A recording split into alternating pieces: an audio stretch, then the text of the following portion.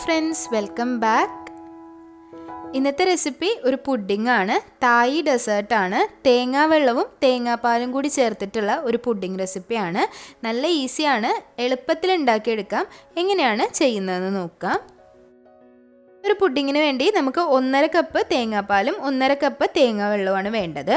ഒരു സോസ് പാനിലേക്ക് 1/2 കപ്പ് അളവിൽ തേങ്ങാവെള്ളം ആദ്യം ചേർത്ത് കൊടുക്കാം. 1 ടേബിൾ സ്പൂൺ അളവിൽ ജെലാറ്റിൻ ചേർത്ത് കൊടുക്കണം. 2 ടേബിൾ സ്പൂൺ അളവിൽ പഞ്ചസാര കൂടി ചേർത്ത് കൊടുക്കാം. ഇത് ചേർത്തതിന് ശേഷം നന്നായിട്ടൊന്ന് മിക്സ് ചെയ്തെടുക്കുക.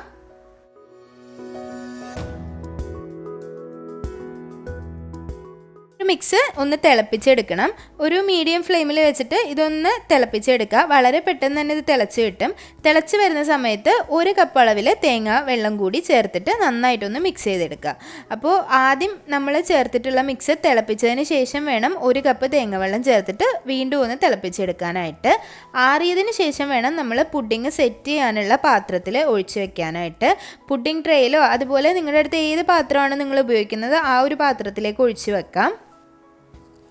നല്ലപോലെ ആറിയതിന് ശേഷം വേണം ഇങ്ങനെ ഒരു പുഡിംഗ് ട്രേയിലേക്ക് നമ്മൾ ഒഴിച്ച് വെക്കാനായിട്ട്. അതിനുശേഷം നമുക്കൊരു 1-2 മണിക്കൂർ ഫ്രിഡ്ജിൽ വെച്ചാൽ ഇത് സെറ്റായിട്ട് വരും. 1 മണിക്കൂർ തന്നെ മിക്കവാറും അത് സെറ്റായിട്ട് വരും. ഫ്രിഡ്ജിലാണ് വെക്കേണ്ടത്, ഫ്രീസറിലല്ല കേട്ടോ. അടുത്ത ലെയർ റെഡിയാക്കുന്നത് നമ്മൾ തേങ്ങാപ്പാലിലാണ്. അപ്പോൾ ഒരുപാട് തിക്കല്ലാത്ത കട്ടിയല്ലാത്ത തേങ്ങാപ്പാൽ 1/2 കപ്പ് ഒഴിച്ചു കൊടുത്തിട്ടുണ്ട്. കൂടെ തന്നെ 1 ടേബിൾ സ്പൂൺ ജെലാറ്റിനും 2 ടേബിൾ സ്പൂൺ പഞ്ചസാര കൂടി ചേർത്തിട്ട് നന്നായിട്ടൊന്ന് മിക്സ് ചെയ്തെടുക്കുന്നുണ്ട്.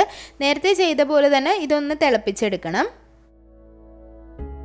ഇത് നന്നായി തിളച്ച് വന്നതിന് ശേഷം നമുക്കിതിലേക്ക് 1 കപ്പ് അളവിൽ തേങ്ങാപ്പാൽ കൂടി ചേർക്കണം. ഒരുപാട് തിക്നെസ്സിൽ വേണ്ട, ഒരുപാട് കട്ടിയുള്ള തേങ്ങാപ്പാൽ ആവശ്യമില്ല. ഇതും നന്നായിട്ടൊന്ന് തിളച്ച് വരുന്ന സമയത്ത് നമുക്ക് മാറ്റി വയ്ക്കാം. നന്നായി തണുത്തതിന് ശേഷം വേണം നമുക്ക് ആ ഒരു പുഡിംഗ് മിക്സിലേക്ക് ഒഴിച്ചു കൊടുക്കാൻ. അപ്പോൾ ഫസ്റ്റ് ലെയർ ഞാൻ ഓൾറെഡി സെറ്റാക്കാൻ വേണ്ടി വെച്ചിട്ടുണ്ടായിരുന്നു. അപ്പോൾ 2 മണിക്കൂറിന് ശേഷമാണ് ഞാൻ ഈ സെക്കൻഡ് ലെയർ ഇതിലേക്ക് ഒഴിച്ചു കൊടുക്കാൻ വേണ്ടി പോകുന്നത്. അപ്പോൾ ഫസ്റ്റ് ലെയർ ഇതാ കണ്ടോ, നല്ലോണം സെറ്റായി വന്നിട്ടുണ്ട്. 1 മണിക്കൂർ കഴിഞ്ഞപ്പോഴാണ് എടുത്തിട്ടുള്ളത് കേട്ടോ. അപ്പോൾ ഇതിനി നമുക്ക് സെക്കൻഡ് ലെയർ ഇതിൻ്റെ മുകളിലേക്ക് ഒഴിച്ചു കൊടുക്കാം. ഈ ഒരു പുഡിങ്ങിനെ പറ്റി പറയുകയാണെങ്കിൽ തേങ്ങാവെള്ളവും തേങ്ങാപ്പാലിൻ്റെ ടേസ്റ്റൊക്കെ ഇഷ്ടപ്പെടുന്നവർക്ക് ഈ ഒരു പുഡിങ് ഇഷ്ടപ്പെടും.